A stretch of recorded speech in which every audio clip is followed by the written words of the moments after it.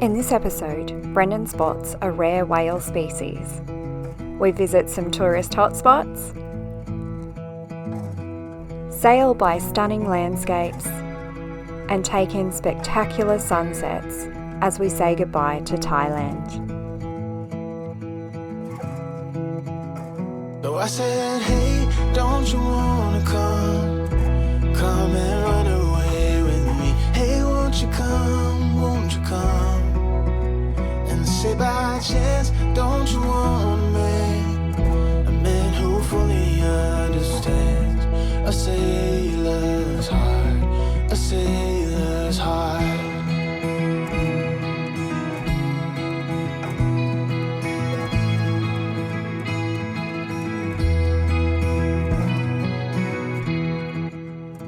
During our time in Thailand, we zigzagged our way across the Malacca Strait, visiting many koes.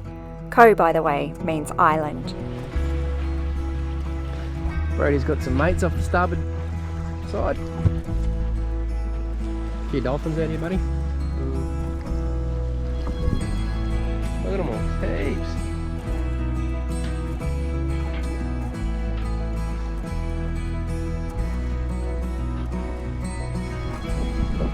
It's unusual that they're sort of hanging back there, eh? They usually come up and right off the bow. Man, I think we're down too slow, we're boring.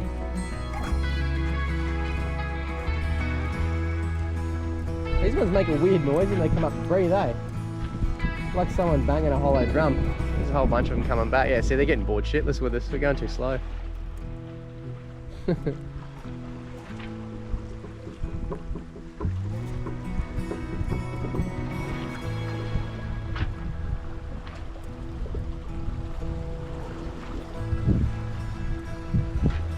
Oh, the dolphins have all left us now, but I just thought I'd give you a little look at the spinnaker. Got the big old girl up there flying. Just lovely. This is a symmetrical spinnaker. I'm probably sure we've explained all this before, but yeah, symmetrical spinnaker. Really very simple, to be honest. Obviously we've got the spinnaker halyard. We've got a couple of them here. That's a spare one there. Spinnaker halyard basically hoisted up from here. The spinnaker goes up in a sock, and you can see the sock sitting right at the very top there, and that white line there that's flailing about is the sock lines. Really simple. So basically we lift it up, hoist it all the way, and then when we're ready, Sarah basically goes back and works that sheet. And all we've got here, instead of what some people have a big old bowsprit that comes out off here and a permanent furler and whatnot. We've just got the Dyneema strop, I guess you'd call it. Just that Dyneema bridle, that's it, with the big ring there. So it holds it in place. And then we've also got this. See this, I guess you'd call it like a snap shackle. That's on there with that rope. And I'm pretty sure you've seen it before when we go to douse our spinnaker. All we do is I'll just reach out, grab that rope there and pull it, and it blows the spinnaker. And what that does is it basically turns our spinnaker into a flag. So we don't release the halyard at all. Sarah can keep exactly that tension on the sheet. And what happens is the spinnaker basically just turns out downwind and then just flaps there like that. What that does for us is it means it douses all the wind out of the spinnaker. Typically we'll have the engines on, we'll move forward so you know the wind drops out anyway. But then I can just pretty much pull that sock down and nothing happens. The sheets don't end up in the water, none of the ropes end up in the water. It's just such a bloody good design. And we actually got that idea off a gentleman named Mark. Probably shouldn't say his name actually. Sarah, beep out his surname. You got it. Got out that design off Mark in the Whit Sundays. He's a gentleman, you know, not old, but an older gentleman who sails a whopping big Lagoon 450 just all by himself, which is incredible. But you know, if you think of it, that's a lot of boat. So for him, setting his boat up for single-handed sailing is paramount. So that's what he does, and it just means for him, if it gets out of control or shit goes crazy, he can just go up and blow that spinnaker. He actually has his to come all the way back to the cockpit, so he can just blow it from the cockpit. Blow it, spinnaker flops about, loses all of its power, and then he just pulls the sock down and then sorts the shit out later and gets the engines going and motors away. So I personally think that's a fantastic design. Some people don't like it, but you know, each to their own. Whatever works for you, right? But the idea of the asymmetric it's just fantastic because we have literally got one sheet. That's it. You know, with the symmetrical spinnaker we used to have, I'm pretty sure we showed you a couple of years ago, but you know, we'd have to have 2 sheets and then 2 guy wraps. So you had 4 in total that you had to sort of handle, and it was just a fucking nightmare. So yeah, this is just a really clever design. So the sheet, oh, I should have shown you actually.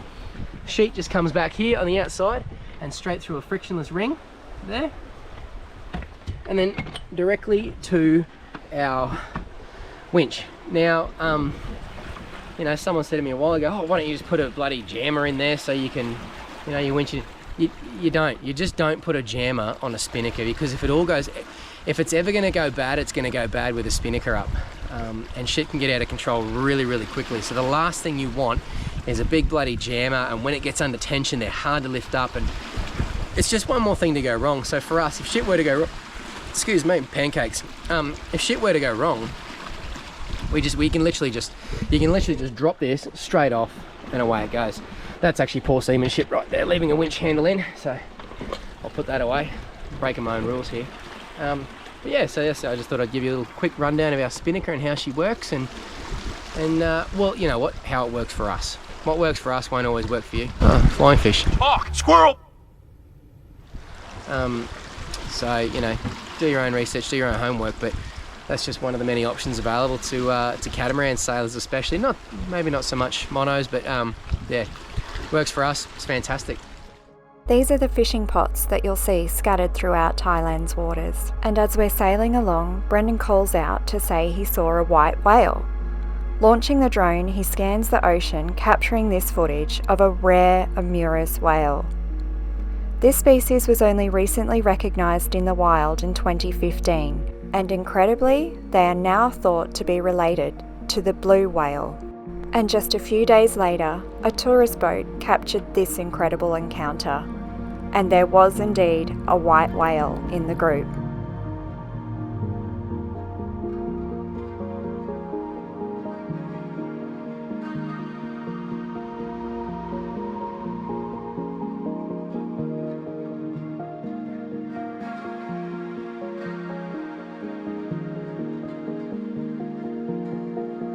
We made a quick pit stop at Koh Phu, enjoying a special sunset with Excelsior centre stage.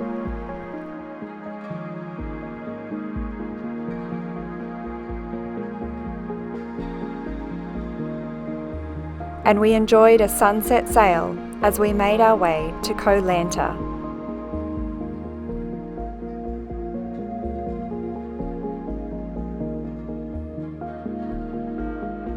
In Koh Lanta, we enjoyed gorgeous Thai food, and we wandered around the island, finding this sweet sundowner spot with the crew on Shyamanes.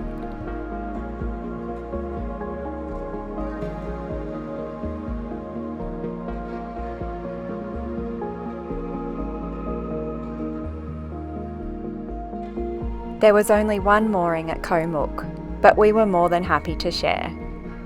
Koh Mook is known as a tourist hotspot for a particular place called Emerald Cave, which is a hong or sinkhole that's only accessible by swimming through this short cave. It's inundated by tourists during the day, so we decide to check it out early next morning before the tourist rush. Okay, so here we are at the Emerald Cave. We've got swimming in. We've got our torches in our hands. There's the entrance where that little rope is, and we'll see what happens.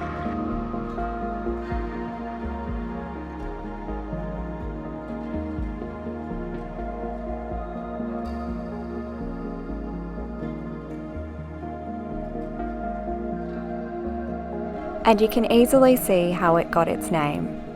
The limestone walls glow green from the emerald green waters underneath. Not for the faint-hearted, mind you. The swim is about 80 to 100 metres through pitch darkness, so be sure to have your dive torch ready.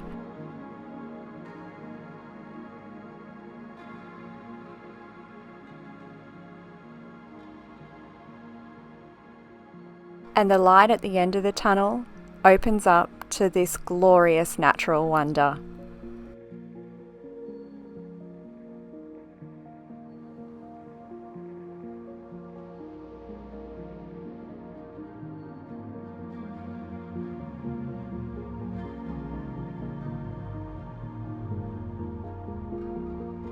Kamar and I also took a walk around the island, escorted by the local dogs, it would seem.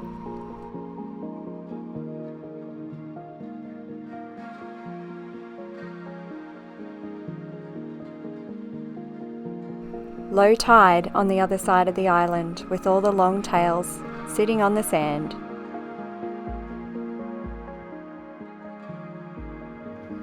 We passed the office of the village headman and saw locals making fishing nets.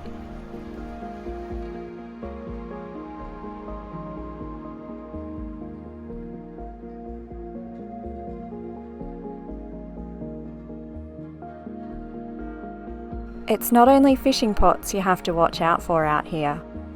He changed course, didn't he? The local fishermen like to divert their course in front of you. I don't want your bad spirits, mate. You can leave them to yourself. And we heard a story that it's their way of removing their bad omens or evil spirits from the back of the boat, Nah, he's cutting gonna them have to cross off on behind your us. bow. Oh God, this is so sketchy. Yeah, he's having to turn.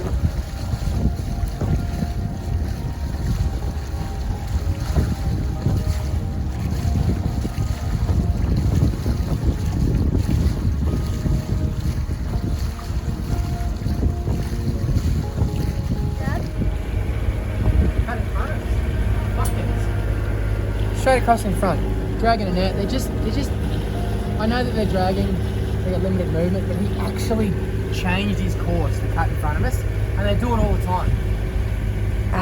Anyway, Koh Rock was another stunning location to call in and do a bit of snorkeling.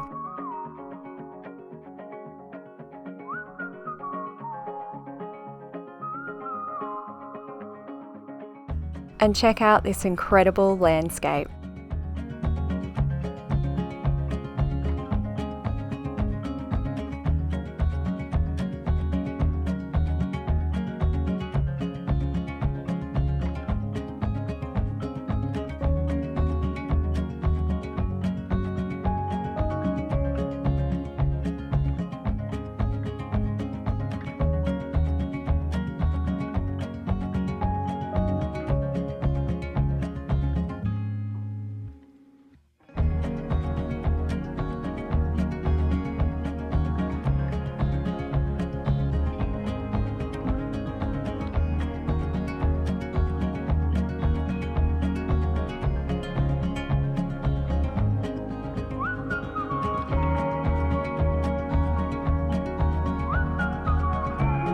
What an amazing place. Check out this award-winning combo I come up with. Roasted pumpkin, green apple, blue cheese and honeycomb. And friendly fish visitors at the back of the boat.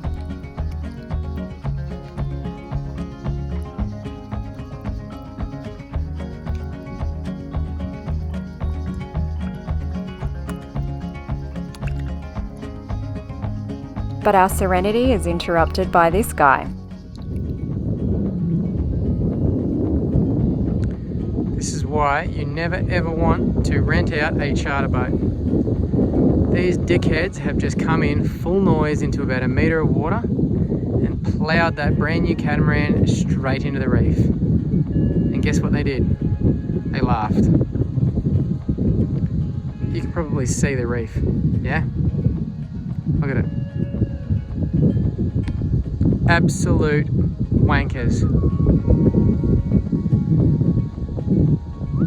Clearly have no navionics, no charts, no sats, nothing. They just come on in and just ploughed straight through the shallowest part of the reef in the entire island. Fuck, they hit so hard just then. There is absolutely going to be damage. And I guarantee you they have no idea what to do. Look at them trying to back off. Oh my God. I yelled out to them, tried to tell them to stop. They all just waved to me. I tried to tell them to turn around. They waved to me and then they hit the reef.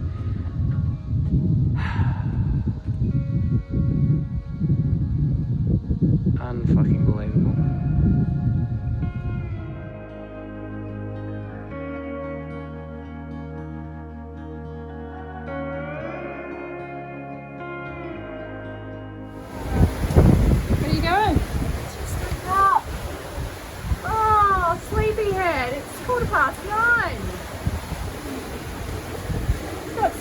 to do.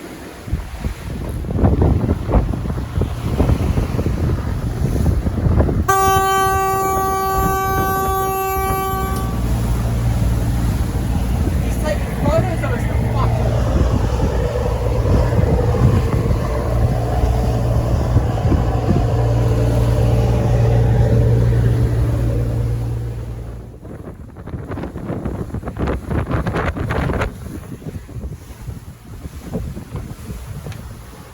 That was a close call. What a fuckwit. All that was because he wanted to take a photo of us, but the problem was they're dragging a massive net, so we can't turn down. We were already pointing, so we couldn't point any higher. Fucking, they are the worst. They are the worst seamen on earth. They have zero seamanship skills in Asia. Absolutely none. So if you think you're going to come here and they're going to be courteous, they'll understand colour regs, they'll understand navigation lights, you are fucking wrong. Because that is the shit you have to deal with constantly. Just another day in paradise. Check this out.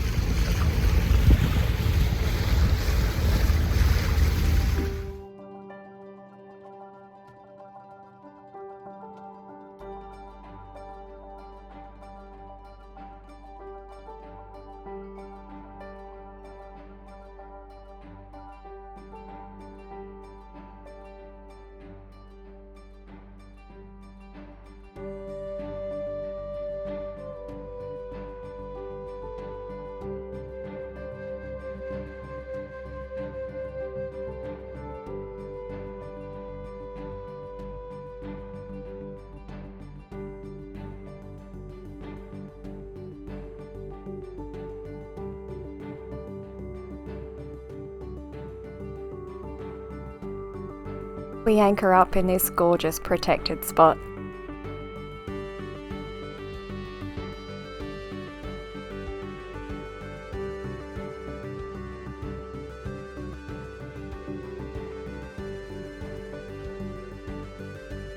And we set off to explore.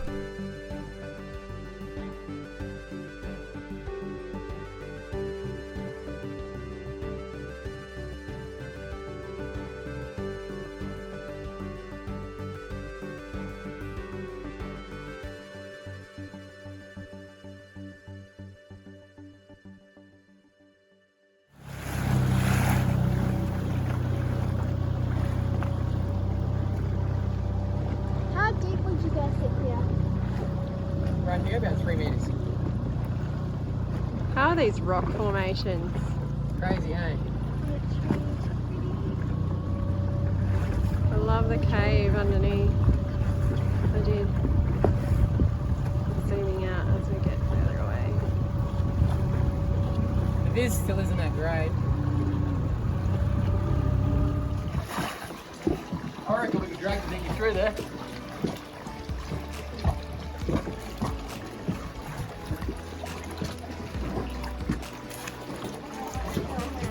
What do you think, crew? I got the steadiest hands of everyone, ever. I'll drag you History of through. ever. I reckon I should put a shirt on before I get smacked by some barnacles. Oysters.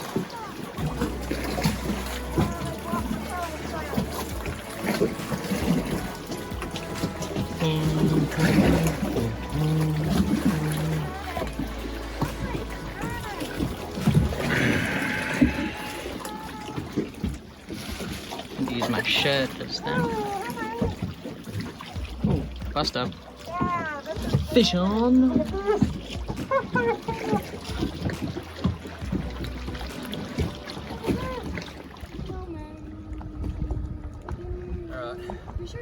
Was that fun? That was great. I'm actually, I really enjoyed that. That was good. We haven't seen coral like that in quite a while, and it's probably because there is no viz. But yeah, the anemones and the parrotfish and everything, they were actually really healthy in there. So many, what do you call them, sea urchins. Oh, so many sea They were urchins. everywhere.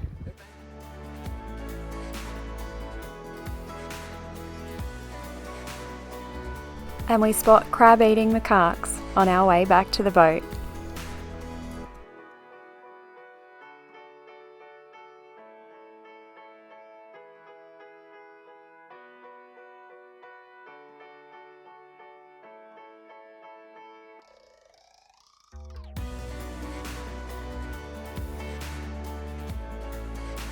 Our final stop in Thailand was Koh Lipi. It was short and sweet, but we enjoyed sundowners with all the crew.